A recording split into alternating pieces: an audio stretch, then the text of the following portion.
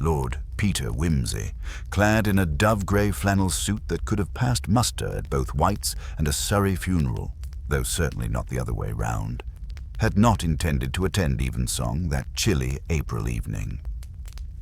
The Reverend Tinsley's enthusiastic, if anatomically improbable, intonations of Magnificat had long since driven him to the brink of aesthetic despair. But as the Bentley trundled into the gravel sweep of Little Doddering in the Wold, he remembered with that peculiar crispness peculiar to aristocrats and former shell-shock patients that there was no better place to absorb the character of an English village than in its pews. Only the English, he remarked to Bunter as they alighted, could combine mortality, mildew, and madrigals into a single architectural experience. Bunter, who never offered an opinion on ecclesiastical acoustics, handed Lord Peter his gloves and umbrella without comment.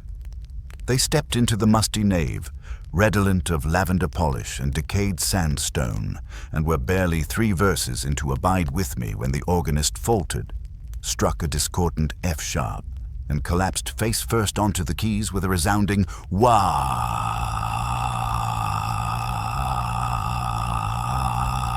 that startled even the stone cherubim on the font. A young man in a badly fitting surplice sprang up from the front pew and ran to the dais. The vicar, momentarily nonplussed, muttered something that sounded suspiciously like Amen, and descended awkwardly from the pulpit. Wimsey leaned to his neighbour, an elderly lady of uncertain lineage wearing a fox stole with a missing eye, and said, with regretful cheer, "I say, I believe Mr. Runciman has taken rather more than a musical liberty with his final chord." The lady, who had been dozing, blinked blearily. "Beg pardon?" "Nothing, madam, merely an editorial comment." "Ah, here comes the curate, either to declare a miracle or announce a death." It was, predictably, the latter. By the time the parishioners had shuffled into the church hall, with the restrained speed of those who feared both scandal and missing the raffle, Lord Peter had already inspected the scene.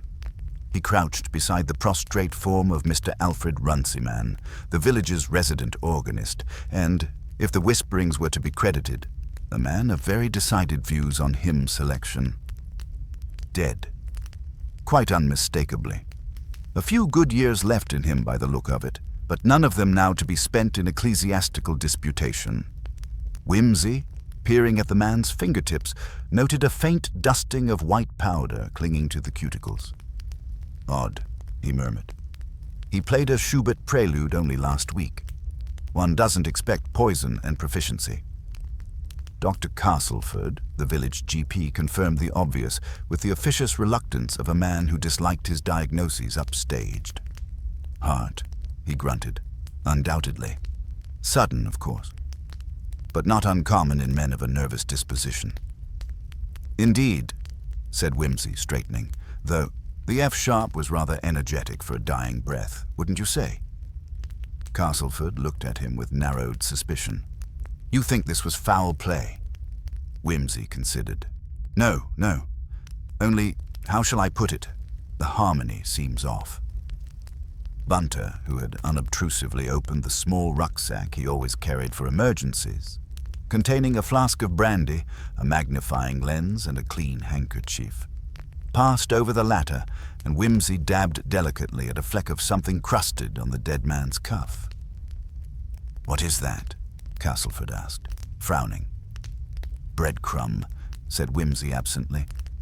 "From an ecclesiastical sandwich, perhaps. But a curious time to be eating—" "What?" The church warden, a stooped man with an alarming mole and an overdeveloped sense of civic duty, approached. "Inspector Rudge is on his way," he announced, with the solemnity of a tolling bell. "I rang him up direct, though it's probably nothing." No, Wimsey replied cheerfully. "Just a man with too many notes, and not enough heartbeat." He turned to Bunter. "I think we might stay a few days. Book us rooms at the inn. This village smells distinctly of murder." "Very good, my lord." And so, in the spring of 1932, Lord Peter Wimsey once again found himself where he was both least expected and most comfortable, halfway through "O God, Our Help in Ages Past," and right at the beginning of a highly inconvenient corpse. It was a matter of no small curiosity to Lord Peter Wimsey that the village of Little Doddering in the Wold had, in the course of a single evensong, undergone the curious transformation from a bucolic haven of hymnals and herbaceous borders into a setting rife with whispered suspicion and meticulously observed alibis. By the time Inspector Rudge arrived from Market Cudbury, an honest man with a clipped moustache and a reverence for report forms, Wimsey had already stationed himself in a pew with an excellent vantage point of the organ loft, making notes in a small calf-bound notebook with the absorption of a gentleman scholar studying the mating habits of tortoises. Rudge, on the other hand, greeted the affair with a sigh. He had, to his enduring misfortune, once been seconded to a case involving Lord Peter in 1928, and remembered only too well the sensation of being both utterly outpaced and condescendingly complimented. He removed his hat and cast a wary eye on the corpse, which had been respectfully covered with the vicar's embroidered chasuble. "Evening, my lord. Didn't expect to find you here." "My dear Rudge," said Wimsey, uncrossing his legs, "I hardly expected to find him here." He gestured delicately at the body. "But one mustn't be particular. I find that where there are bell towers, brasses, and bodies, one often meets old acquaintances." Rudge sighed again. "Dr. Castleford says heart failure." "So I understand. Only Castleford also believes mustard can cure neuralgia. You'll forgive my inquisitiveness." "Always," said Rudge, though it sounded less than wholehearted. "What did you see?" Alas, very little of dramatic import. Mr. Runciman collapsed during the final verse. I fancy he had time to press one last key before falling. There was no sign of distress prior, no coughing, clutching, or agonized contortion. A swift and silent death. Very Anglican, all things considered. You think it suspicious? I never think anything without a proper supply of evidence, Inspector. But I do find it interesting. Mr. Runciman, I gather, was not known for his enthusiasm for extempore performance, and yet he managed to produce a most original chord in his final moments. While Rudge knelt to inspect the body with the assistance of the doctor, Wimsey wandered up the steps to the organ loft. The instrument was of modest proportions, but handsomely carved, its stops worn smooth with decades of psalmody. He studied the keys, noting the still impressed marks left by Runciman's final convulsive sprawl. The offending F-sharp remained slightly depressed, as if in reproach. There was nothing else immediately amiss. No broken bench leg, no sign of struggle, no misplaced vial or foreign object. But beneath the bench, where the pedals ran like ivory vertebrae across the wood, Wimsey noticed a faint trail of something gritty. He crouched carefully, so as not to brush it away, and touched the substance. Fine, chalky, faintly pinkish. Not flour, not dust, not something typically found in an organ loft. "Bunter," he called softly, "if you would." Bunter appeared silently and produced a small envelope from his inner pocket. Wimsey scraped a sample into it, folded it precisely, and handed it over. "Ask the village chemist to identify it discreetly, if you please. I suspect we are dealing with something a touch more culinary than ecclesiastical." "Very good, my lord." Back below, Rudge had finished his preliminary inspection. "No signs of trauma. Heart failure still stands." "Quite. And yet," said Wimsey, descending the steps with the deliberation of a man choosing his words, "there is a faint inconsistency. You see, Mr. Runciman had, according to that charming woman in the pew behind me, Mrs. Fanshawe, I believe, remarked only that morning on his exceptional good health. Said he hadn't missed a service in 22 years and could still bike to Weathercombe without panting. Could be bluster. Oh, undoubtedly. And yet people do not generally bluster about their stamina to octogenarian sopranos unless they mean it. Anything else strike you?" "Yes," said Wimsey. "Where is the housekeeper?" Rudge blinked. "What housekeeper?" The church's housekeeper. You'll find every English parish has one, a woman of indeterminate age and encyclopedic knowledge of who failed to dust the brass in 1892. They're as indispensable as bats and slightly more informative. In my this case, Miss Greta Merove. She lives in the vestry cottage. She was not in the congregation. Rudge, accustomed to being upstaged by such observations, made a note. You think she saw something? I think, Inspector, that everyone in a village sees something. The trick is persuading them to admit it. Miss Greta Merrow, when eventually located, did not at first strike whimsy as a woman likely to be rattled by corpses. She had the calm, scrubbed look of a person who believed strongly in starch, and whose opinion of the modern world could be discerned from the slight pucker in her mouth when asked about the radio. Mr. Runciman was a man of habits, she said, pouring tea with the inexorability of fate. He arrived every Sunday and Wednesday 1 hour before service, sat in the loft to warm his fingers, wouldn't let me polish the pedal board, said it altered the sensitivity, whatever he meant, played through the hymns, kept his own biscuit tin. Biscuit tin, said Whimsy, perking up, in the cupboard by the organ, plain digestives. Said he didn't trust the ones from the post office, tainted by the secular palate, he said. Whimsy blinked. You know, Bunter, I once knew a man in Paris who said exactly the same of opera singers. He turned back to Miss Merrow. And today? Did he behave unusually? I wasn't in the loft, my lord, but I passed him before the service, coming from the vestry. Seemed in fine spirits. Said the B minor in the final hymn was crisp. Not sure what that meant either. And no one visited him beforehand? Miss Merrow hesitated. Just a fraction. Well, I did see Miss Ives. Miss Ives, the soprano, young woman, came here last year from Cheltenham. She often sings solos, rather too florid for my taste, but Mr. Runciman liked her. She went up to the loft briefly before the service. Whimsy and Rudge exchanged glances. She say why. Said she'd left her gloves. Didn't stay more than 5 minutes. Whimsy rose, brushing a speck of lint from his sleeve. Miss Merrow, I trust you won't object if I take a look at the organ cupboard. Of course not, my lord. Mind the latch? It sticks. The cupboard, when opened, was spare but not empty. A tin of digestives, half full. A thermos flask. A handkerchief with an embroidered R. Behind these, just visible, a small square packet, neatly folded in wax paper. Whimsy extracted it delicately. The label was faded, but legible. Arsenicum album 30 degrees C, homeopathic, or meant to appear so.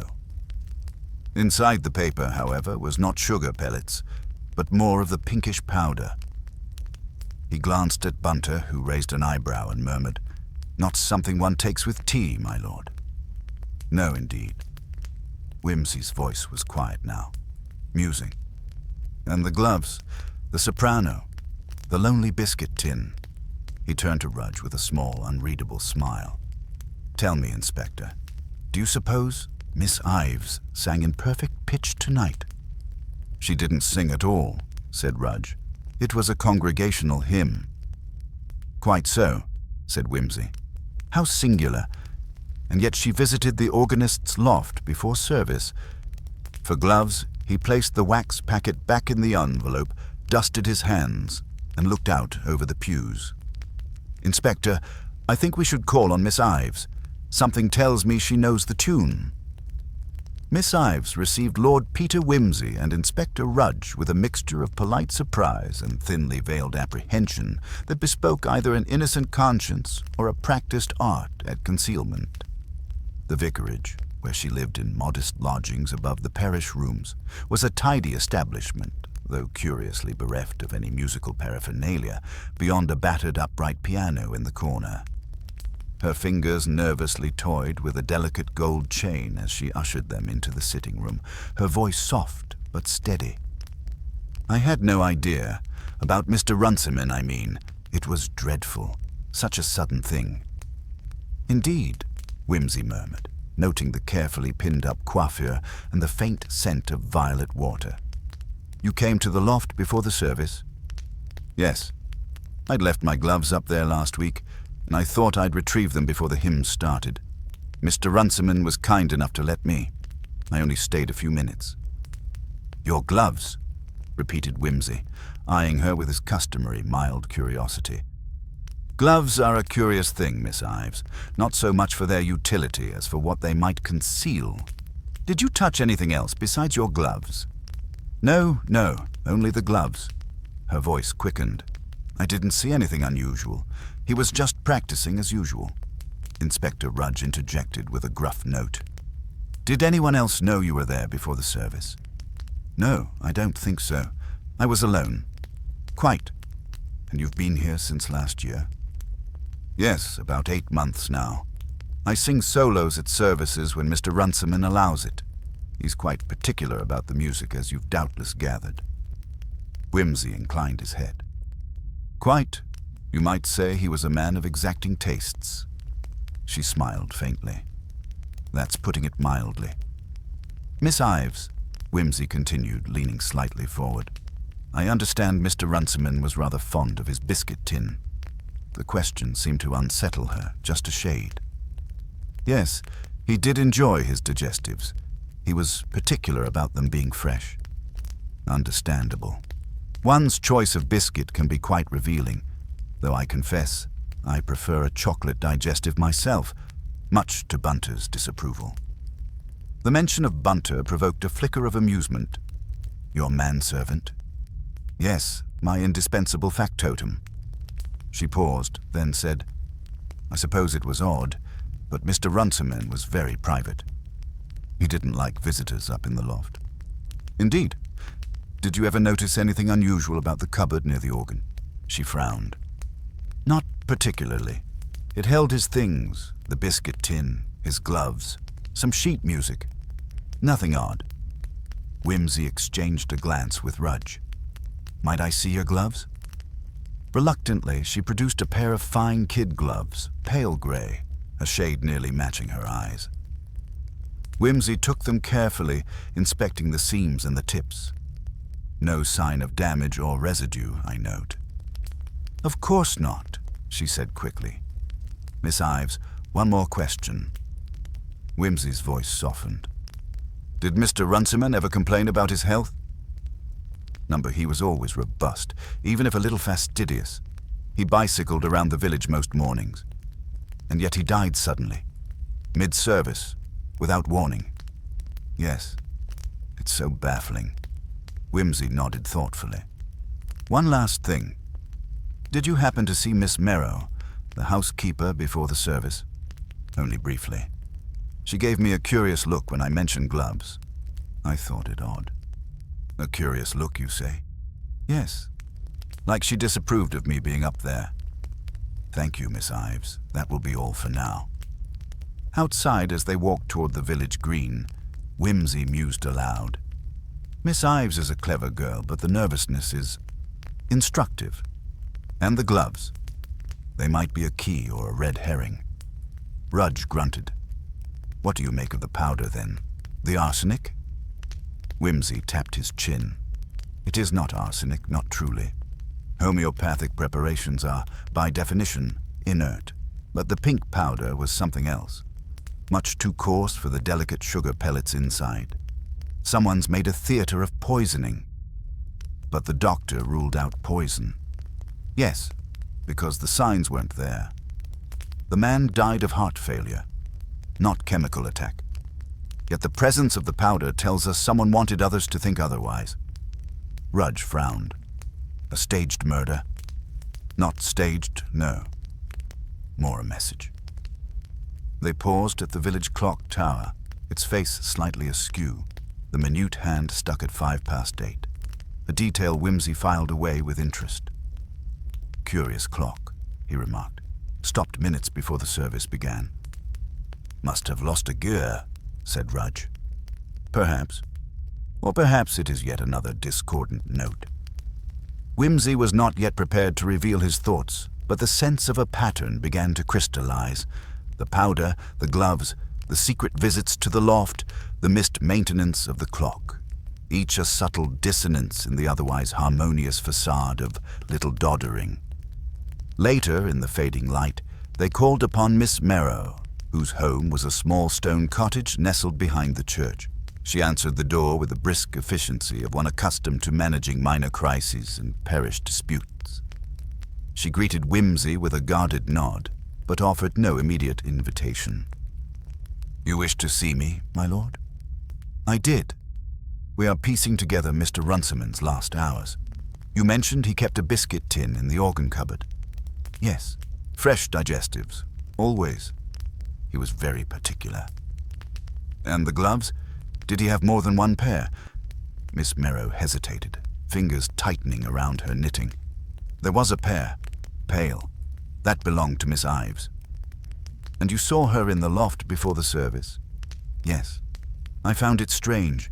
I don't approve of Miss Ives meddling where she ought not." "Why is that?" Miss Marple's eyes narrowed. "She's new here, not of this village. She talks too much about music and city ways. Doesn't understand the sanctity of the place." Whimsy nodded thoughtfully.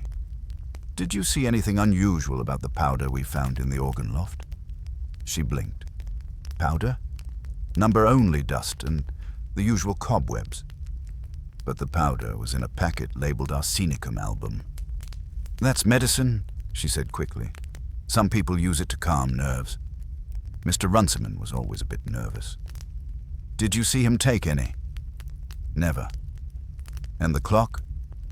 Whimsy gestured to the village tower. "It stopped 5 minutes before the service." Miss Marple gave a rueful smile. "That clock's been a problem for years. The council says it's too expensive to fix. We all just ignore it." "An official neglect, then? Not a suspicious one?" "Exactly." The conversation, while yielding no direct evidence, was instructive. Miss Marple's protectiveness of the church's traditions, her wariness of Miss Ives, and the village's casual neglect of the clock all contributed to a growing mosaic of small incongruities. Whimsy returned to the vicarage to confer with Bunter, who had by then received word from the chemist. The pink powder was identified as finely ground beetroot sugar, a harmless yet theatrical substitute for poison. So the arsenic was a ruse, Whimsy concluded, lighting a cigar. Someone wished the suspicion of poison to linger, but left a harmless trace. "Why, my lord?" Bunter inquired. "To confuse, to misdirect, to cast a shadow over the deceased's character, perhaps." They discussed the possible suspects: the vicar, anxious about preserving order; the housekeeper, fiercely protective of tradition; the young soprano, possibly ambitious or resentful; and the village itself, where everyone seemed to guard secrets behind polite smiles. Whimsy's thoughts returned to the stopped clock and the interrupted hymn, a death timed with precision, yet clothed in the theater of poison and suspicion. "Inspector, tomorrow we shall speak to the vicar and perhaps delve into Mr. Runciman's past. I fancy this village knows more tunes than it cares to admit." Rudge, resigned yet intrigued, nodded. "Very well, my lord. I'll have a word with the constables and keep an eye on Miss Ives." As night fell over Little Doddering in the Wold, the village settled once more into its veneer of quietude, but beneath, like the organ's silent pipes, a tension hummed, a subtle dissonance awaiting the conductor's baton to reveal its secret score. The morning mist still clung to the hedgerows as Lord Peter Whimsy, with Bunter in attendance, made his way towards the rectory. The village of Little Doddering in the Wold had resumed its routine, but the shadows of the previous evening's revelations lingered in the air, much like the faint scent of pipe tobacco that always seemed to follow Whimsy, whether he intended it or not. The path to the rectory was bordered with spring blossoms, yet beneath their delicate charm there seemed to hide something less forgiving, a subtle unease, as if the flowers themselves whispered caution. The vicar, Reverend Malcolm Tremaine, was a tall man with a hawk-like nose and eyes that suggested a mind both sharp and guarded. He greeted Whimsy with an offhand cordiality that bordered on defensive. "Lord Peter, what a surprise," he said, stepping aside to allow the pair into the sitting room, which bore the faint aroma of old leather and well-thumbed sermons. "I heard about poor Mr. Runciman. Shocking business." "Indeed, Reverend," Whimsy replied, removing his hat with a practiced flourish. "A man of such precision as your organist, to collapse in the middle of a hymn, that surely is a discord in the divine harmony." Reverend Tremaine's smile tightened.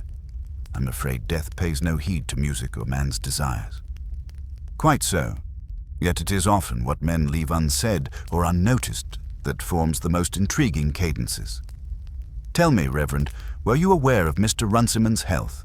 Did he express any concerns?" The vicar shook his head. "No, Peter. He was a pillar of health, insisted on cycling daily, though truth be told, he was a peculiar man. Private to a fault, especially regarding his music." Whimsy tapped his fingers thoughtfully on the armrest. "And his relationships with the parish? Any recent disputes or changes?" "None that I know of, except perhaps a minor disagreement over the hymn selections with Miss Ives. She favors the more modern repertoire. Runciman was firmly old school." "Yes, I gathered as much. And what of the housekeeper, Miss Marrow?" The vicar sighed. "Greta is an institution here. Fiercely traditional, a guardian of the church's ways. She doesn't care much for change, and she resents Miss Ives's presence." "Curious," said Whimsy. "Such friction in a place that ought to be harmony itself." The Reverend smiled thinly. "The church is like any other community. Human nature insists on discord." Whimsy allowed himself a small chuckle. "Human nature and the human heart, Reverend, are far more intricate than the most complex fugue." They spoke at length, Tremaine growing more animated as the conversation drifted toward parish affairs and the rhythm of village life. Yet there was a subtle reticence when the topic turned to Mr. Runciman's private affairs. When pressed, the vicar mentioned a past incident. Several years prior, Runciman had received an anonymous letter threatening to reveal a secret. "What kind of secret?" Whimsy asked, leaning forward. Tremaine shrugged. "I never learned the details. Runciman refused to discuss it and kept the letter locked away. I believe it was related to a family matter, though no one ever came forward." "A blackmail attempt, then?" "Likely. He dismissed it after a while. No other troubles followed." "Did he confide in you at all?" "No, Peter. Runciman was a man of solitude. He preferred to bear his burdens alone." Whimsy's gaze drifted to the window, where the garden's neat rows of tulips appeared oddly solemn in the grey light. "I must thank you, Reverend. Your candor is much appreciated." As they prepared to leave, Whimsy added, "One final query. Are there any clocks in the rectory that might have fallen out of sync with the village clock?" The vicar blinked. "There is the old grandfather clock in the hall. It has a tendency to stop, if not wound regularly, but I assure you it was working this morning." "Thank you, Reverend. Until we meet again." Outside, Bunter waited patiently. Whimsy lit a cigar, drawing on it thoughtfully before speaking. The vicar's information, while not explosive, fits neatly into the puzzle. The letter, the secret, the tension between the organist and Miss Ives, all elements of a subtle score. Bunter nodded. "But what about the powder and the gloves?" "Details to be reconciled. I suspect the powder is a false note meant to misdirect, while the gloves may play a more instrumental role than appearances suggest." They decided to visit the village chemist next, a small shop run by the elderly Mr. Claxton, who had already confirmed the powder's composition, but might offer further insights. Mr. Claxton, a man of considerable age and memory, greeted them with a bemused expression upon hearing their inquiry. "Beetroot sugar, you say?" "Yes, rather uncommon as a substitute, usually used by folk who wish to mimic poisons without harm, some theatrical types or nervous patients." "Curious," said Whimsy. Do you know of anyone in Little Doddering who might employ such a ruse?" Mr. Claxton stroked his chin thoughtfully. "Well, Mrs. Fanshawe, the soprano's mother, is known for her dramatic tendencies. She's often talking about proper theatre and such." Whimsy jotted the name down. A theatrical mother, a nervous soprano, a protective housekeeper, and a secretive organist. The cast grows. "Don't forget the clock," Bunter reminded. "Yes, the clock," Whimsy sighed. "An errant timepiece can ruin an entire performance." They left the chemist and proceeded toward the village hall, where Mrs. Fanshawe held an informal rehearsal with a small choir. The hall was decorated with faded bunting and framed photographs of long-forgotten pageants. Mrs. Fanshawe herself was a striking woman of middle age, with eyes that sparkled with unspent enthusiasm and lips perpetually poised between smile and reprimand.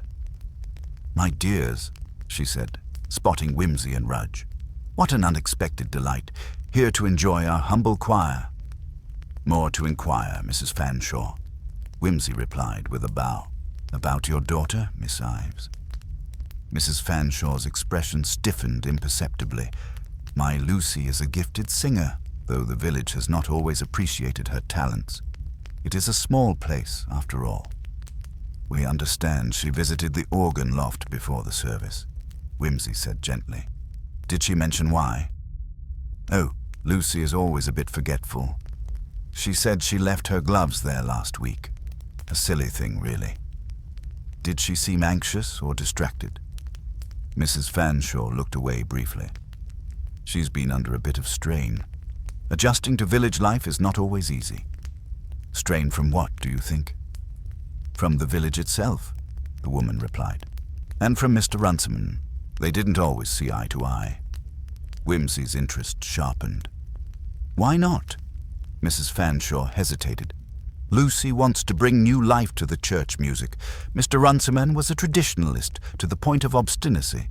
There were arguments, heated at times." "Did Lucy ever express resentment toward him?" "No, my lord. More frustration, I'd say. She respects the church, but wants to modernize it." "An understandable ambition," Whimsy said softly. "Thank you, Mrs. Fanshawe." Back outside, as they walked toward the church, Whimsy murmured, "The relationships are tangled like a Baroque fugue. The organist, the soprano, her mother, the housekeeper, and the vicar, all playing their parts in a delicate drama." Inspector Rudge shook his head. "But who would want to harm the organist? There's no sign of foul play." "That is precisely the point, Inspector. Not all deaths are born of malice. Sometimes the greatest crime is the manipulation of truth and trust." As the church bells tolled the hour, Whimsy's eyes narrowed on the slightly skewed village clock once more. The gears of the mystery were turning, ever so slowly, toward a crescendo. And somewhere in the village, a note was about to be played that no one expected. They would need all their wits about them to hear it clearly. The village awoke under a pallid sun, pale enough to suggest a reluctant dawn rather than a jubilant one. Lord Peter Whimsy and Inspector Rudge made their way back to the church, the ancient edifice looming like a stone sentinel above the sleepy village. The solemn bells, which had tolled only hours before Mr. Runciman's untimely demise, were silent now, leaving a void that seemed to deepen the stillness. Inside, the familiar scent of polished wood and beeswax mingled with a faint trace of old incense. Whimsy moved with the quiet assurance of a man both at home and abroad in such places, his keen eyes absorbing every detail. The worn cushions on the pews, the gleam of brass, candlesticks, the faint indentation in the carpet near the altar where the organist's stool usually sat. The loft above awaited their inspection, but first they spoke again with Miss Ives, whose nervous composure had, if anything, grown more fragile since their previous encounter. She met them in the small vestibule, clutching a hymnal as though it might shield her from unwelcome scrutiny. "My lord, Inspector," she began, her voice trembling slightly. "I hope I can be of help." "Quite so, Miss Ives," Whimsy replied. offering her a reassuring smile. "We merely seek to understand the precise circumstances surrounding Mr. Runciman's final moments. Might we accompany you to the loft?" Her hesitation was brief but telling. Yes, of course." Ascending the narrow stairs, the trio entered the organ loft. The small space was cluttered with sheet music, a modest collection of hymnals, and the ever-present biscuit tin on a high shelf. The organ itself stood silent, its pedals and keys gleaming dully in the muted light. Whimsy's gaze swept over the scene with meticulous care, noting the layer of dust disturbed near the pedal board and a single glove resting on the ledge. "The glove?" Whimsy inquired, lifting it carefully. "Not yours, Miss Ives?" She shook her head. "Number that belongs to Mr. Runciman." A subtle shift in her tone betrayed a mixture of reverence and sorrow. Whimsy turned the glove over in his hands, noting its fine workmanship and faint smudges of dust. "Did you notice anything unusual when you were here last Sunday?" he asked. "Only that the window was ajar," she replied, glancing toward the small casement. "I thought it odd, as it's usually kept closed." Whimsy stepped forward, peering through the window into the churchyard beyond. The air was still, save for the distant cawing of crows. "An open window," he mused. "A minor detail, perhaps, but one that will resonate in due course." They examined the organ loft thoroughly, noting a faint, lingering scent of almonds, an olfactory hint that Whimsy recorded mentally. "Almonds," he said softly. "Classically associated with cyanide, yet no evidence of poison was found. A touch of theatre, once again." Returning to the nave, Whimsy directed his attention to the church clock, the culprit of so much speculation. Its face bore the marks of wear and neglect, and the minute hand hung stubbornly at 8:05. "Who is responsible for its maintenance?" Whimsy asked. The verger, a stooped man named Mr. Collins, stepped forward. "I usually wind it every Sunday morning, my lord, but I confess I was unwell last week. The clock stopped some time before the service. Did anyone else notice?" "Only me, sir. I thought it best not to make a fuss." Whimsy's lips curled in a faint smile. "A discreet clock-keeper, then. It seems the time itself was out of joint on the morning of Mr. Runciman's death." "Indeed," Rudge grunted. "But what use is that? A broken clock hardly causes a man to drop dead." "True, Inspector," Whimsy conceded. "Yet consider the message it sends. A subtle dissonance, a moment frozen, a life halted." Outside, the village seemed to hum quietly with its undercurrent of unease. Whimsy and Rudge continued their inquiries, speaking with locals who offered little beyond polite condolences and vague rumors. The parishioners, while sincere in their grief, were reticent about the undercurrents swirling beneath their quaint community. Whimsy's mind, however, was alight with hypotheses. The incongruous elements, the powder, the gloves, the open window, the stopped clock, were threads in a tapestry whose pattern was just beginning to emerge. Later, back at the vicarage, Whimsy and Bunter convened to review their notes. Bunter, ever the steady presence, poured tea as Whimsy spoke. "Bunter, the pink powder, beetroot sugar masquerading as arsenicum, is an overt signal. A bluff. Someone wanted suspicion to focus on poison, to cloud the facts." "And the glove?" Bunter queried, pouring cream. "Miss Ives's sorrowful insistence that it belonged to Runciman is true, I believe. But why was it left out of place? A message, or an oversight?" "Could it belong to the housekeeper?" Bunter suggested. "Possibly, but Miss Merrow denied knowledge. Yet she is protective of the church, suspicious of Miss Ives." "Jealousy or something darker?" Whimsy flicked ash from his cigar.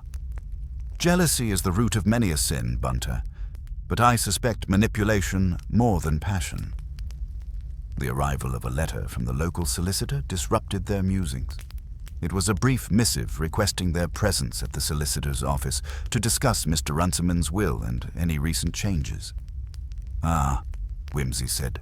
The plot thickens. The financial angle may provide clarity.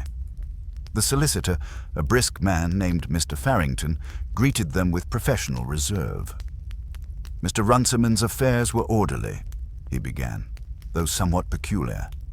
He recently altered his will to include a sizable bequest to Miss Ives, contingent on her remaining in the parish for 5 years. Whimsy raised an eyebrow. A generous patronage for a young singer. Indeed, my lord, some might say unusual, given her relatively brief tenure here. And the rest of the estate? Divided among distant relatives, none of whom have expressed interest. Was there any indication of discord regarding this arrangement?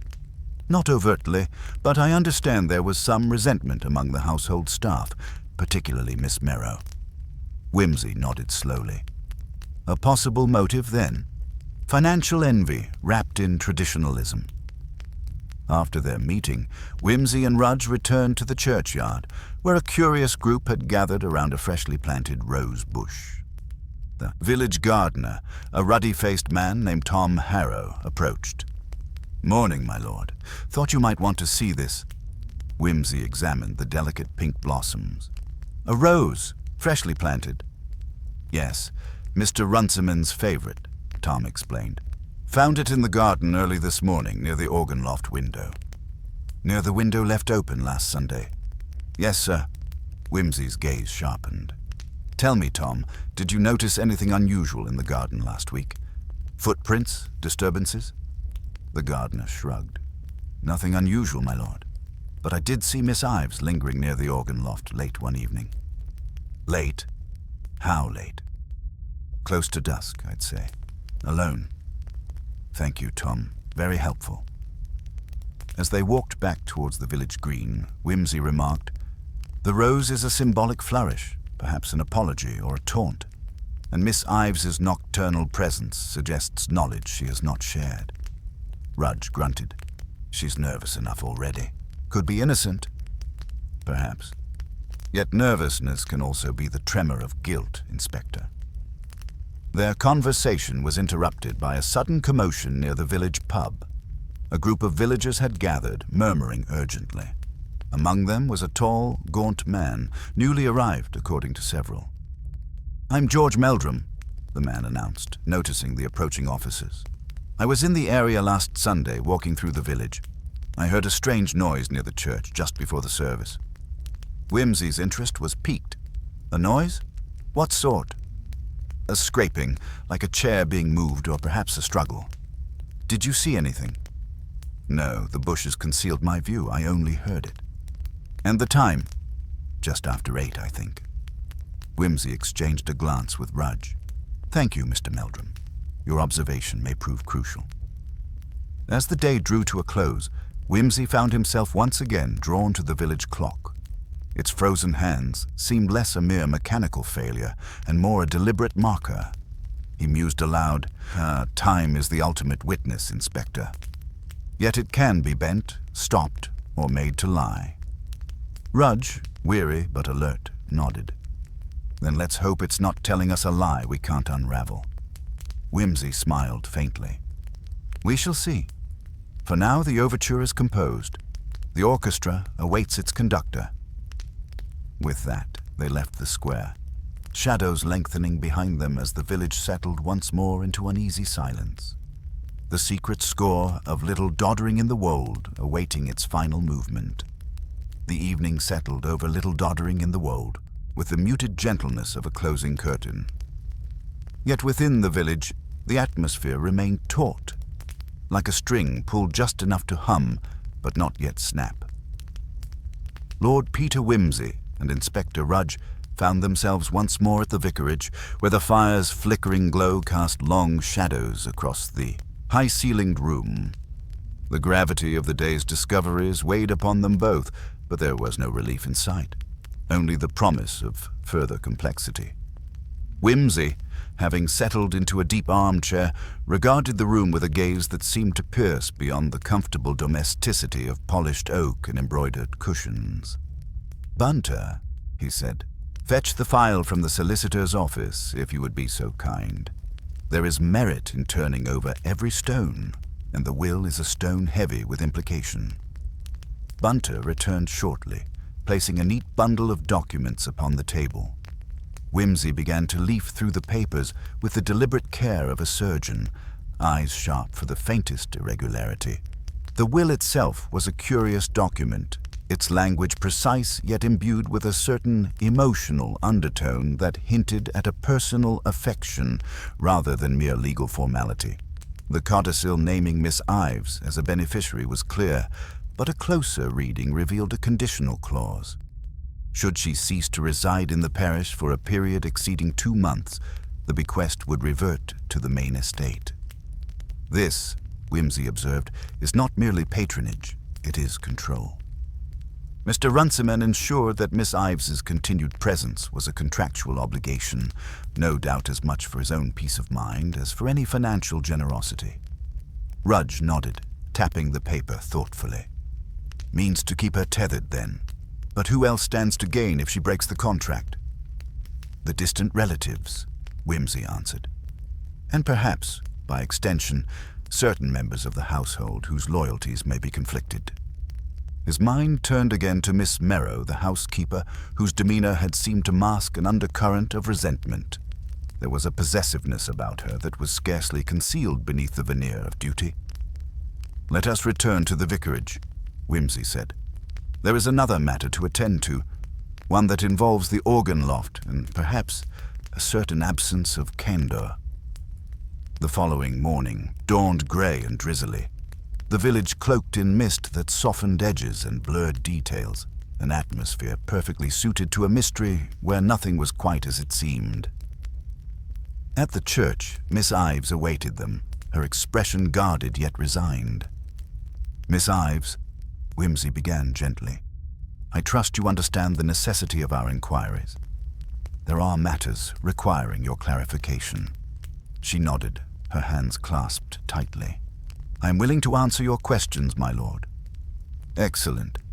Now, you mentioned the window in the organ loft was ajar on the morning of Mr. Runciman's death. Did you, by any chance, open it yourself?" "Yes. The morning was warm and the air heavy. I thought a little ventilation would not harm." "Was anyone else present in the loft at the time?" She hesitated. "No, only myself." Whimsy's gaze was steady. "Did you notice anything unusual? Sounds, movements, or perhaps visitors?" "Number only the usual bird song and the faint rustle of leaves. Yet Mr. Meldrum reported a strange noise near the church that morning." Her brow furrowed. "I did not hear anything other than what I described." Whimsy allowed the silence to stretch. "And what of your presence near the organ loft one evening, as Mr. Harrow observed?" Her lips parted briefly in surprise, then closed again. "I often practice late, my lord. The choir is quiet, and the organ is a private refuge." "Alone?" "Yes." The inspector interjected. "Miss Ives, did you speak with Mr. Runciman on that evening?" "Yes," she admitted softly. "We discussed the upcoming service and the new hymns." "Were there any disagreements?" "No, but he was concerned about the choir's morale." Whimsy exchanged a glance with Rudge. The picture was becoming more nuanced. There was affection, yes, but also tension beneath the surface. As they spoke, the sound of footsteps echoed from the porch. Miss Merrow appeared, her face pale and her expression taut. "I hope you are not troubling the girl, my lord," she said, voice clipped. "Not at all," Whimsy replied smoothly. "We merely seek the truth." Her gaze flicked to Miss Ives, a silent accusation in its depths. "The truth can be a dangerous thing in this village." Whimsy smiled thinly. "Indeed, and yet the truth is precisely what we require."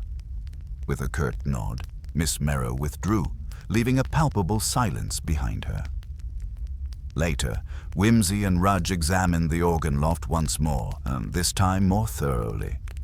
Whimsy's eye caught an oddity, a faint scuff mark near the window latch, barely visible unless sought. "Remarkable," Whimsy murmured. "It suggests the window was not simply left open, but forced, perhaps in haste. Could someone have escaped this way? Rudge asked. Possibly. Or perhaps entered. The window leads to a narrow ledge, but the drop below is not insubstantial. Whimsy bent closer, noting the presence of minute scratches on the wooden frame. A struggle, then. Not visible to the casual observer, but present for the discerning eye. He turned to Rudge. Tell me, Inspector, does the window lock when closed? It does, Rudge answered, but it's an old mechanism, unreliable at best. Exactly the sort of detail to be exploited. Their examination led them next to the churchyard gate, where Whimsy noted a set of footprints partially obscured by yesterday's rain. The prints suggested a hurried departure, the shoe pattern unfamiliar to the local men. Not a village resident, Whimsy concluded, and yet someone with knowledge of the church grounds. The investigation's momentum was interrupted by a telegram delivered to the vicarage that afternoon. It bore the official seal of the Home Office and summoned Whimsy to London on urgent business relating to a separate matter. The timing was inconvenient, but his duty was clear. Rudge, however, remained on site, tasked with continuing the inquiries under Whimsy's precise instructions. Before departing, Whimsy sat quietly in the vicarage study, turning over in his mind the manifold threads. There was the open window, the forced entry or exit, the conflicted affections of Miss Ives and Miss Merrow, the stopped clock, and the cryptic message in the pink powder. Above all, the question, who stood to gain from Mr. Runciman's death, and what secret melody lay hidden beneath the village's polite surface? His parting words to Rudge were characteristic in their laconic wit. Inspector, keep an eye on the clocks, the curtains, and the carnations. The devil, after all, is often found in the details of the domestic. With that, Whimsy departed by train, the fog swallowing him as the wheels began their steady clatter toward London. Yet even as he left, his thoughts remained anchored in Little Doddering in the Wold, where the final notes of a most intricate symphony awaited their unveiling. Meanwhile, back in the village, Rudge resumed his interrogations. The butler, Mr. Withers, was next on the list. An imposing man of measured speech and immaculate attire, Withers had served the Runciman estate for nearly 2 decades. Mr. Withers, Rudge began, were you aware of any tensions in the household in recent weeks? The butler's eyes were steady, yet a flicker of unease passed beneath his carefully guarded exterior. Sir, Mr. Runciman was a man of many peculiarities, but I cannot say he was at odds with any member of the staff. The household functioned smoothly, if perhaps with the occasional raised eyebrow. Did you notice anything unusual on the morning of the incident? Any visitors or disturbances? With the exception of Miss Ives's arrival shortly before the service, no. She appeared somewhat flushed, but made no remark. Rudge noted the detail and pressed on. Any knowledge of the glove found in the organ loft? Withers's expression darkened briefly. It belonged to Mr. Runciman, as you are aware. How it came to be there, I cannot say. Do you think it was misplaced deliberately? Difficult to conjecture, Inspector. The butler's reticence was telling, but no more than one might expect from a man sworn to discretion. As the day waned, Rudge's final interview was with the village doctor, Dr. Heath, who had examined the body. Doctor, Rudge began, the cause of death was an embolism induced by sudden fright. Yes, Inspector. There was no poison, no injury. The powder was a red herring. Was there any indication of pre-existing conditions? Mr. Runciman had a heart prone to arrhythmia, but nothing overtly dangerous. Could the shock of seeing the powder have caused the fatal event? Certainly. The psychological trigger was sufficient. Rudge leaned back. The pieces were accumulating, motives, means, and opportunity, yet the picture remained incomplete. That night, the village was shrouded in silence once more, broken only by the faint strains of a melody drifting from the organ loft. A plaintive hymn carried on a lonely breeze. Somewhere in the shadows, secrets stirred, waiting for the day when the final note would be played. Whimsy's train pulled into London Station just as dusk gathered, but his thoughts remained firmly rooted in the past week's mysteries. The stage was set, the players revealed, and the housekeeper, the singer, and the village itself held their breath for the concluding act. For, as ever, the tune was known, and it was only a matter of listening closely enough to discern its meaning. The London fog clung to the platform like an unwelcome guest as Lord Peter Wimsey stepped from the train, his silhouette briefly swallowed by the mist before the gas lamps cast a pale glow upon his features. The summons from the Home Office had been brief, urgent even, but the case in Little Doddering in the Wold weighed heavily upon his mind.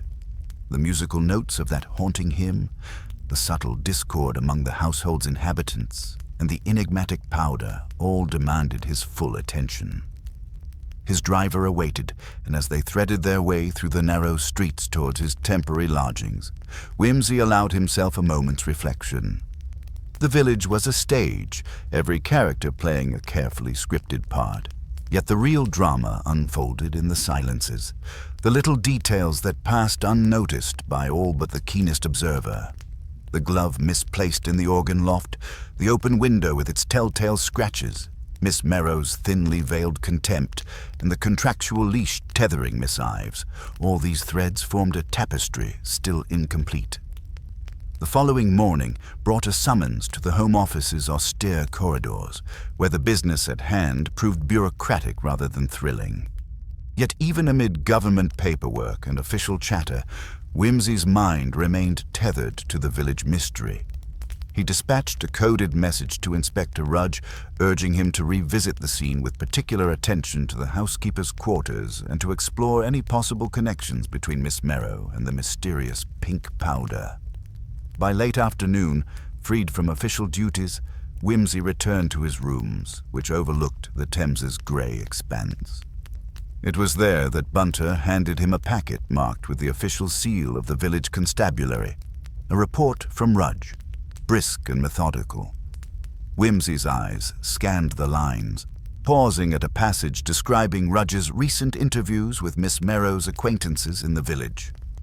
The housekeeper had been something of a fixture at the vicarage for over 15 years, her loyalty unwavering but not without certain peculiarities.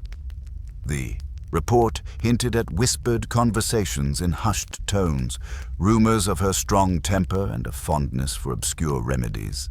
Some herbal, others less orthodox.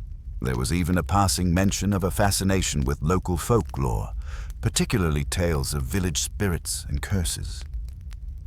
Curious, Wimsey mused aloud. The very scent of the supernatural is enough to cloud judgment in such cases. Bunter, ever silent but observant, merely inclined his head. Wimsey's thoughts returned to the powder. The pink dust was not listed in the inventory of common household substances. His memory flickered to an obscure botanical text he had perused years before, one detailing the properties of rare compounds used in traditional remedies and ceremonial practices. Could this powder be a red herring indeed, or a message masked as superstition? The evening brought a letter from Inspector Rudge, requesting Wimsey's immediate return. Something had been uncovered in the housekeeper's room. Wimsey wasted no time, boarding the evening train back to Little Doddering in the Wold. The village was cloaked in that familiar, oppressive quietness that accompanies secrets just waiting to unravel. At the vicarage, Rudge awaited with a grim expression. "Lord Peter," he began without preamble, "we found this tucked away behind a loose panel in Miss Merrow's room." He produced a small leather-bound notebook, its pages yellowed with age and filled with meticulous, cramped handwriting. Wimsey took it gingerly, recognizing at once the language and style, a mixture of Latin phrases, archaic English, and the occasional cipher. "Remarkable," Wimsey said softly. "A diary?" "More than that," Rudge replied. "It contains references to local customs, herbal concoctions, and, most disturbingly, a detailed account of interactions with Mr. Runciman. There are entries expressing bitterness and resentment, even mentions of the tune that binds and breaks. Whimsy's fingers traced the inscription. A metaphor, no doubt, for the power of control, the very control exercised through that conditional will. They pored over the diary late into the night, piecing together a portrait of Miss Marple as a woman deeply entwined with the village's traditions and perhaps holding a grudge masked by her dutiful exterior. "Notice here," Whimsy said, pointing to a passage, her mention of the soft sound of keys turning in silence, likely a reference to the house's locks. She was no stranger to the movement within these walls. Rudge nodded. So she had opportunity as well as motive. But motive alone, Whimsy countered, does not make the crime. We must consider means and, above all, the timeline. The next morning, Whimsy returned to the vicarage with a renewed sense of purpose. His first stop was the servants' quarters, where Miss Marple had retreated since the murder. The housekeeper met him with a guarded expression, her eyes wary but not defiant. "Miss Marple," Whimsy began, his tone courteous yet firm, "your diary has revealed a great deal. I must ask you about your knowledge of the powder found at the scene." Her face paled. "My lord, that powder is part of an old recipe used by my grandmother. It is harmless, meant to ward off misfortune." "An amulet of superstition, then," Whimsy said, arching an eyebrow, and yet its presence at the scene was enough to startle Mr. Runciman to death. She swallowed hard. "I never meant harm, Lord Peter, only protection. And the open window, the scratches, the misplaced glove." Her gaze dropped. "I cannot explain the window, but the glove was his. He was careless sometimes." Whimsy studied her closely, detecting not falsehood, but the weight of years spent bearing silent burdens. "Miss Marple," he said gently, "we are close to understanding the truth. It may not be the story you wish to tell, but it will be the story justice demands." She nodded slowly. "Then I shall tell it as best I can." As the day waned, Whimsy and Rudge convened once more in the study. The tapestry of evidence had begun to reveal its pattern, a pattern woven with threads of control, resentment, and concealed loyalty. Yet one knot remained stubbornly tight, the strange melody that seemed to haunt the village, the tune Miss Marple referenced with such reverence. Whimsy's gaze drifted to the organ loft window, its scratch marks now vivid in his memory. "We must understand the significance of the music, the very motif that binds this mystery, for it is in the tune's cadence that we shall find the key to unlocking the whole." Rudge sighed. "You never cease to astonish, my lord." Whimsy smiled, a faint glint of triumph in his eyes. "My dear Inspector, a puzzle is merely a tune waiting to be played in full, and every note matters." Outside, the wind carried a faint, almost imperceptible strain of melody, as if the village itself breathed the secret in whispers. The final act was drawing near, and Whimsy's mind raced to prepare for the revelation that would illuminate the darkness, exposing not only the killer, but the psychological harmonies that had orchestrated this tragedy. In the days to come, he would return to little doddering in the wold, ready to conduct the symphony of truth with the precision of a maestro. For in the end, it was the tune that knew the house, and the housekeeper who, quite simply, knew the tune. The morning after his return to little doddering in the wold found Lord Peter Whimsy once again beneath the oppressive eaves of the vicarage, where the faded grandeur of the drawing-room now seemed draped in shadows as much as in dust. The atmosphere was heavy with the weight of secrets, and each inhabitant of the house carried in their eyes some fragment of the hidden truth, or perhaps a carefully rehearsed lie. Whimsy had, over the course of several days, laid bare the superficial layers of this social stage, and now, with the diary in hand and the subtle clues aligned, he was prepared to pull back the final curtains. He summoned the household and village notables to the drawing-room, a motley collection of figures whose intertwined relationships were as tangled as the ivy strangling the vicarage's ancient walls. Miss Merrow, the housekeeper, sat with a reserved but uneasy composure. Miss Ives, the young governess, fluttered nervously by the window. Reverend Colebrook appeared stiff and self-conscious, while the cousins, Lady Beryl and Mr. Philip Langton, exchanged furtive glances from their usual corner. Inspector Rudge stood to one side, a pillar of official gravitas, though even his steely demeanor seemed to waver beneath the weight of the impending revelation. Whimsy began with a mild jest, the faintest trace of arch irony in his voice. "I am afraid, ladies and gentlemen, that the vicarage is somewhat less a sanctuary and rather more a theatre of shadows, one in which our dear Mr. Runciman was tragically caught mid-act. But before we descend into melodrama, I propose a small demonstration, one which, I trust, will render the rather complex harmony of events more comprehensible." He motioned to the organ. The instrument itself, often overlooked, has played a curious role in our tale. We have noted the scratches on the loft window, the misplaced glove, and the presence of a peculiar powder, all trivialities perhaps, but which, like the dissonant notes in a symphony, suggest an undercurrent of tension. Whimsy took the gloves recovered from the scene, holding them for all to see.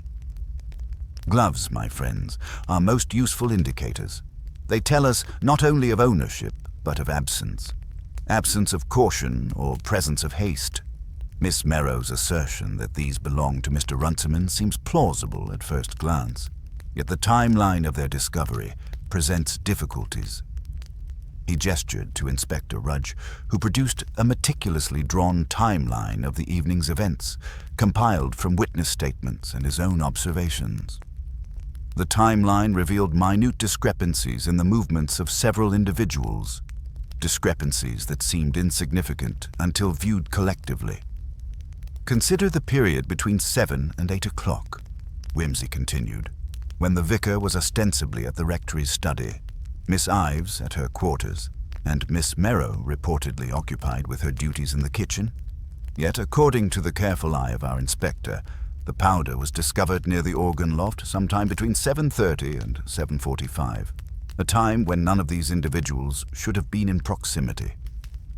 A hush fell over the room, broken only by the soft ticking of the grandfather clock. "I ask you, then," Whimsy said, "who might have had both the motive and the opportunity to deposit such a substance at that precise moment?" Lady Beryl Langton, ever poised, ventured timidly.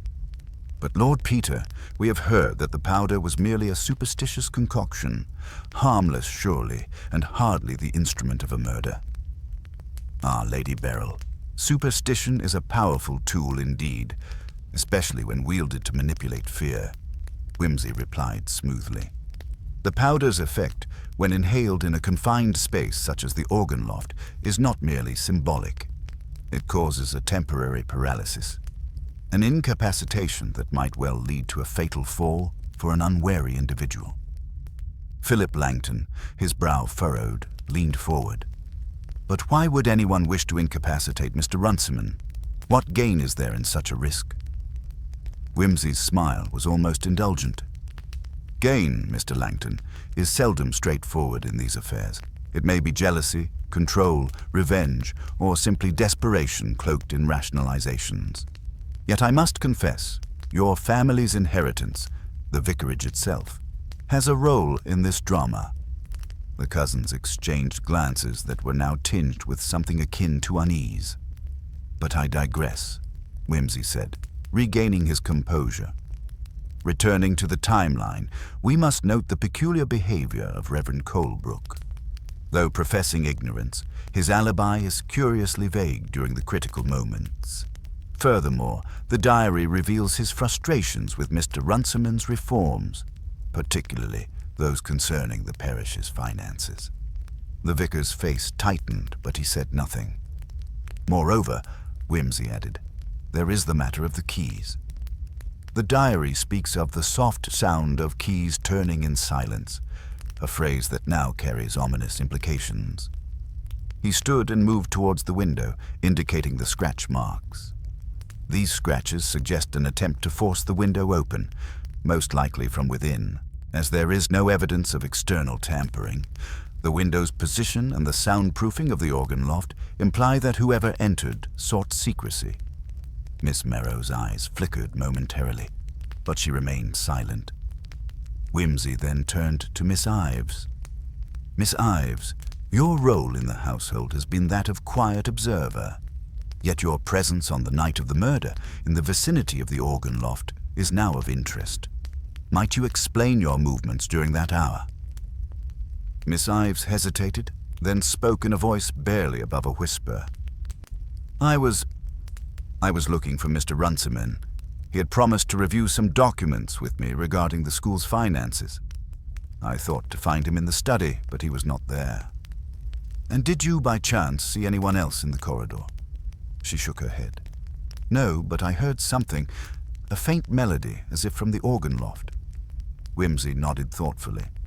That melody, the tune, has been mentioned often. But as I suspected, it is not merely incidental. The tune itself carries a psychological weight, a motif that some of us unconsciously respond to. He returned to the diary, flipping to a page, marked by a faded ribbon. Miss Merrow's entries suggest a deep connection to the music, perhaps even a belief that the tune holds sway over those who hear it. And yet, Whimsy concluded, the psychological underpinnings run deeper. The tune was used as a lure, an instrument of control, played at a calculated moment to unsettle and incapacitate.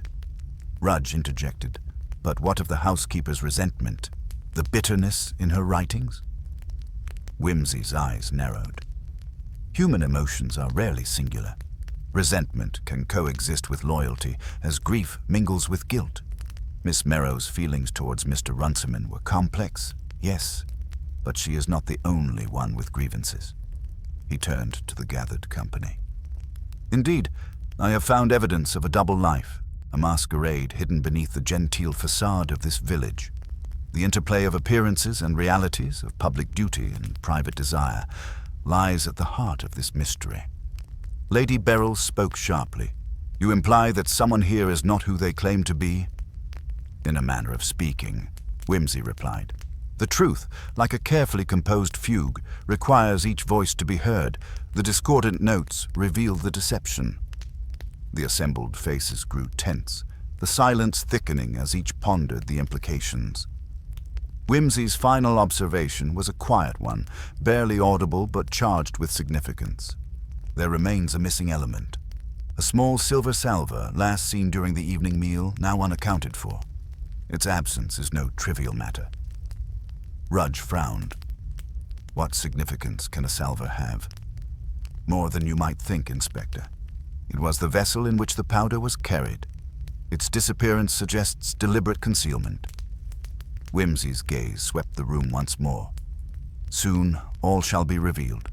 But for now, let us reflect on the subtle forces at work. The orchestration of timing, motive, and opportunity.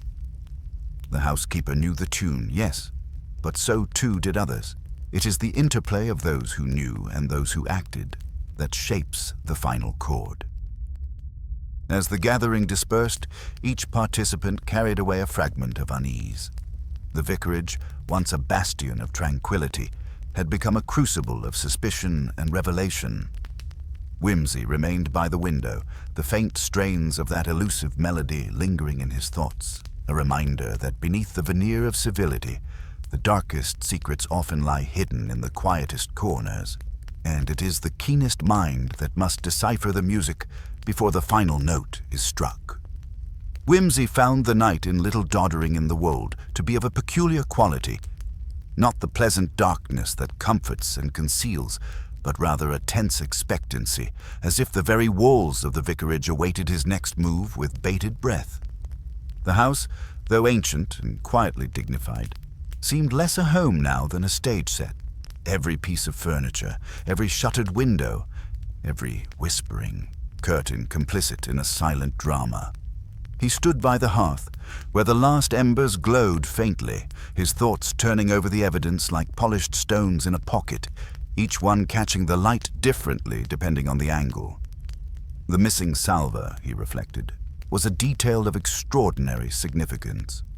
Small, easily overlooked, and yet crucial. It was not merely a vessel for the powder, but a symbol, an object that linked the seemingly disparate threads of the evening's chaos into a coherent pattern. Its disappearance suggested intention, a deliberate attempt to erase the instrument of harm, and perhaps even to mislead. His mind settled on the housekeeper, Miss Marple, whose intimate knowledge of the vicarage and its occupants was undeniable.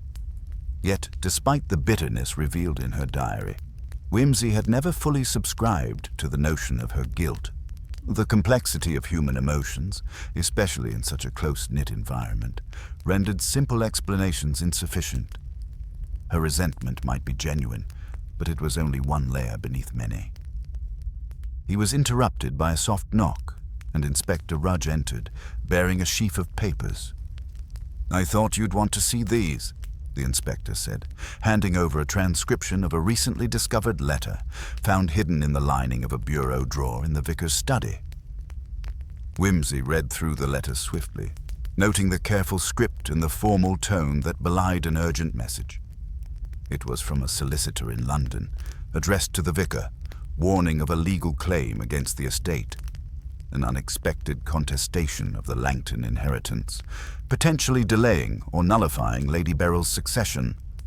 The letter spoke of a previously unacknowledged will and hinted at scandalous family secrets best left undisturbed. "Curious, isn't it?" Whimsy murmured, folding the letter with a deliberate care. "This gives motive to more than one person in this room. The stakes are higher than they appear, and it explains certain tensions we have witnessed." Rudge nodded. "And yet, the timing. Why now? Why the subterfuge with the powder and the staged accident?" "That is precisely the puzzle. The powder, the staged fall, the missing salver. They are pieces of a calculated plan to silence, to immobilize, to manipulate time and perception." Whimsy rose and walked toward the window, the moonlight casting a silvery glow on the garden below. "Time, Inspector, is the greatest accomplice in any crime. It can be bent, stretched, or shattered to create illusions. And in this case, the manipulation of time is literal. The clocks in the house, as you so meticulously noted, do not all agree." Rudge looked surprised. "You think the clocks were deliberately misaligned?" "Indeed. Consider that the grandfather clock in the hall lags by 3 minutes, while the mantel clock in the drawing room runs fast by nearly 2. A subtle but deliberate distortion, enough to sow confusion, when alibis are measured in minutes. This would allow the perpetrator to move unseen, to escape notice during the critical window." "Precisely." Whimsy paused, then added, "And it suggests an intimate knowledge of the household's routines and mechanical peculiarities, knowledge accessible only to those who live here or have been privy to its workings." He turned to the assembled papers on the table, then back to Rudge. "But the letter also speaks to another element, the psychological. The threat of exposure, the loss of social standing, the fear of scandal. This is a crime not just of opportunity, but of desperation." The inspector looked troubled. "But what of the vicar himself? What role does he play in this tangled web?" Whimsy's gaze sharpened. "Reverend Colebrook is more complex than he appears. His outward devotion masks a man beset by inner conflict. His diary entries reveal a growing unease with the encroaching demands of the parish, the financial strains, and perhaps most notably, a secret correspondence with a London woman whose intentions remain opaque." Rudge whistled softly. "A love affair?" "Possibly. Or a manipulation. In any event, a motive to keep certain facts concealed. Love or blackmail, both potent forces." The conversation was interrupted by a soft creak from the hallway. The door opened, and Miss Marple stepped inside, her face pale but resolute. "Lord Peter," she said quietly. "I believe you should see this." In her hand, she held a small bundle wrapped in faded cloth. She carefully unfolded it, revealing a torn piece of sheet music, the same melody that had haunted the vicarage since the night of the murder. Whimsy's eyes narrowed as he took the music. Ah, the tune. It's simple but insidious. An old folk melody, repeated over and over, creating a hypnotic effect. "Why would someone leave this here?" Rudge asked. "Because, Inspector, it is a calling card and a message." Whimsy tapped the paper thoughtfully. "Our victim, Mr. Runciman, was trying to communicate through music. Perhaps it was a warning or a clue to the identity of his assailant." He stood, walking to the organ. The melody's repetition, the timing of its playing, the psychological effect on those who heard it, all were part of the killer's design. To unmask this perpetrator, we must understand who could manipulate music as a weapon. The silence in the room was heavy, broken only by the distant toll of the church bell. Whimsy's mind raced, piecing together the final fragments of the puzzle. "The next step," he said, "is to reconstruct the exact sequence of events on that fateful night. Not just the physical movements, but the emotional undercurrents. We must speak once more with each inhabitant, probing not merely for facts, but for the hidden motives, the unconscious slips." He turned to the inspector. "I propose we begin at the heart of the mystery, the organ loft." As they ascended the narrow staircase, Whimsy's thoughts lingered on the interplay of light and shadow, sound and silence. The organ, silent now, was more than an instrument. It was a stage for deception and truth alike. At the loft, Whimsy examined the floorboards and the worn pedals. "Notice these faint impressions," he said, indicating subtle marks in the dust. "They show us where someone stood, paused, hesitated." He bent to the floor, tracing the pattern. The killer needed time to administer the powder, to ensure Mr. Runciman's fall, and to escape without detection. "But the salver?" Rudge asked. "Concealed somewhere close, no doubt, awaiting retrieval once the deed was done. The question is where?" Whimsy's gaze shifted to a loose panel beneath the organ bench, slightly ajar. With a gentle push, it yielded a small hollow space. Inside lay the missing salver, tarnished but unmistakable. He lifted it carefully. "Here is the smoking gun, so to speak, and here, I suspect, lies the key to unmasking the culprit." Descending from the loft, Whimsy was greeted by Miss Ives, who had been silently observing the proceedings. "I must confess," she said softly, "that there was something I neglected to mention before. On the night of the murder, I heard footsteps, not just in the corridor, but a faint shuffling near the organ loft. It was after the music started." "And you did not tell us this earlier?" Whimsy asked gently. "I feared it would sound fanciful, but now I think it was important."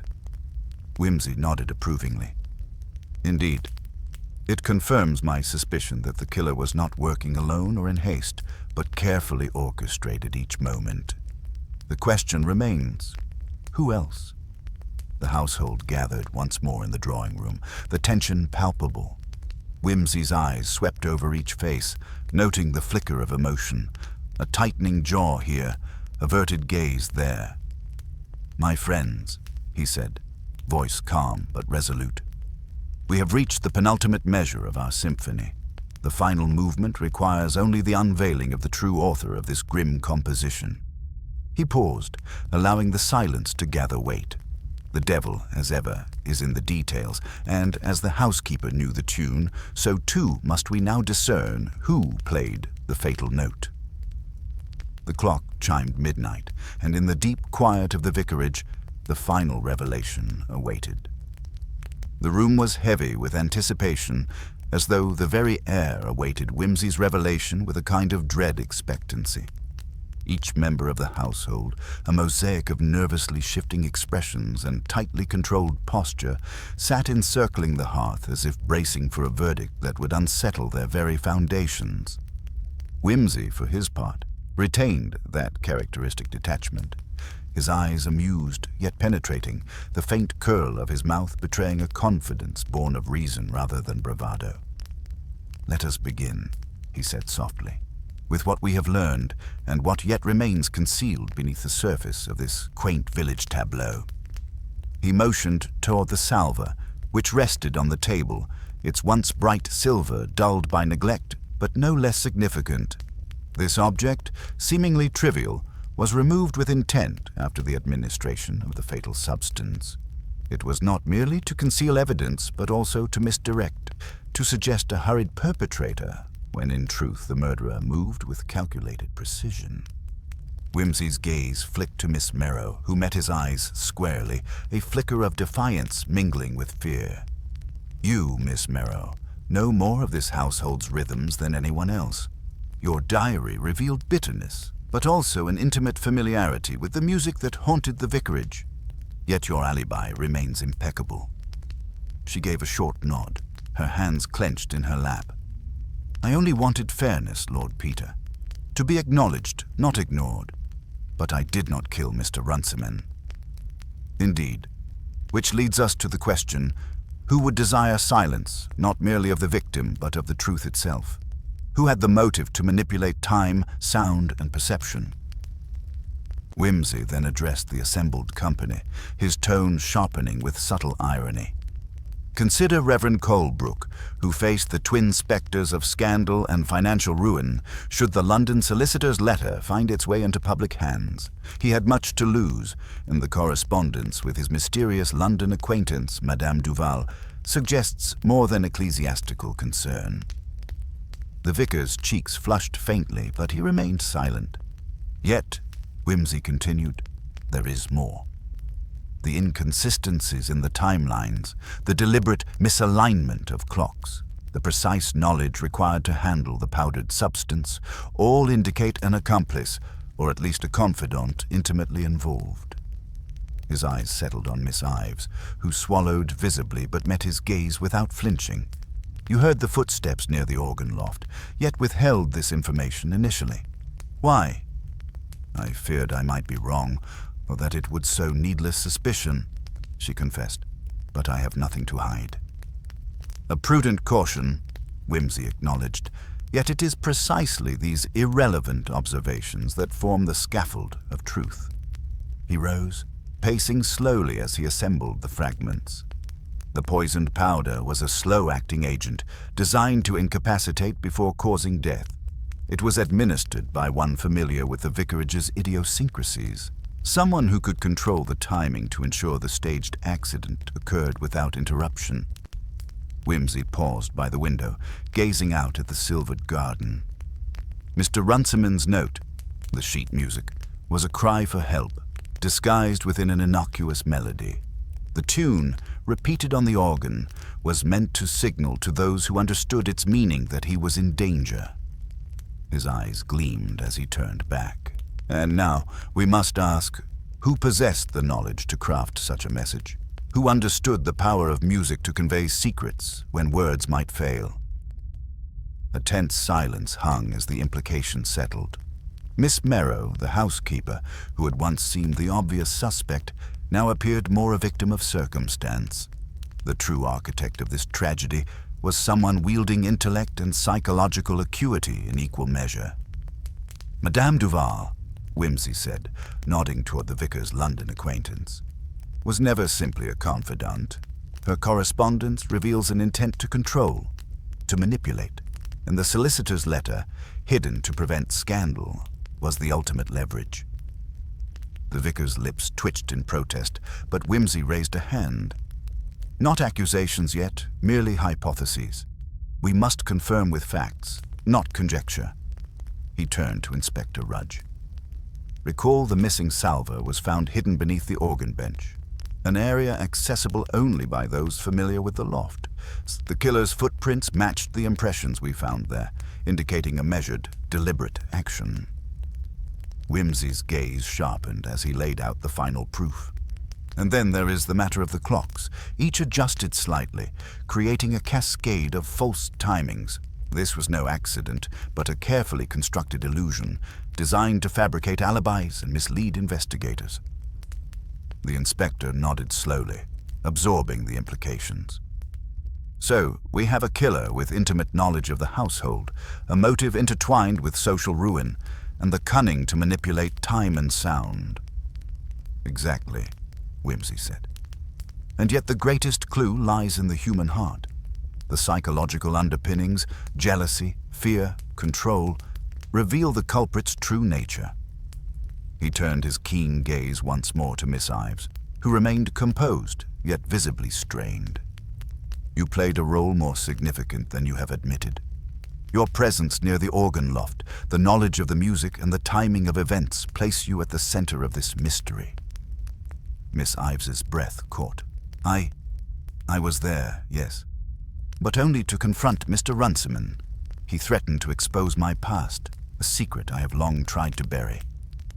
And so you sought to silence him, Whimsy said softly. Not by direct violence, but by the subtler art of deception and psychological manipulation. You timed the administration of the powder to incapacitate him, staged the fall to appear accidental, and manipulated the clocks to create confusion. Her defiance crumbled. I did not mean to kill him, only to protect myself. The powder was meant to stun, not to kill. Whimsy inclined his head. The law will decide your fate, but it is the truth that ultimately freezes. As the household absorbed the revelation, a sudden clatter echoed from the hall.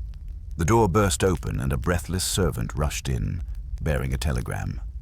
Whimsy took it and read aloud. A London detective wishes to confer with me at once regarding a related matter. It appears this case is but one movement in a larger symphony of deceit. He smiled wryly. It seems, Inspector, that our work is far from done. The vicarage settled once more into uneasy silence, the faint strains of the haunting melody lingering like a ghost's whisper. Whimsy, ever the detached observer, allowed himself a moment's satisfaction. The logic had prevailed over superstition. The tangled human motives had been unraveled through patient inquiry. As dawn crept over the horizon, Lord Peter Whimsy prepared to depart, his parting words a final flourish of irony and wisdom. Little doddering in the wold may soon forget the melody that disturbed its peace, but I trust it will remember the lessons it taught us, about time, truth, and the music that lies between the notes.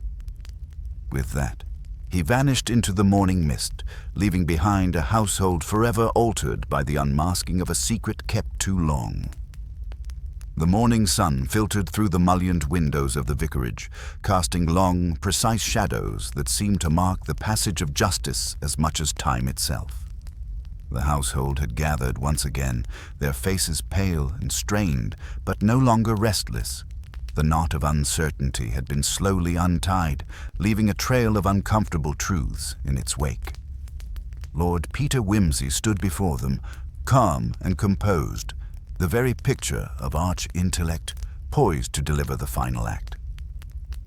Before I proceed, he began, allowing a brief theatrical pause, I must confess to a certain satisfaction in having been drawn into this curious puzzle which combined the most delightful elements of human frailty with the most devilish subtleties of deception. One does enjoy the mental gymnastics, even when the subject matter is as grim as death itself.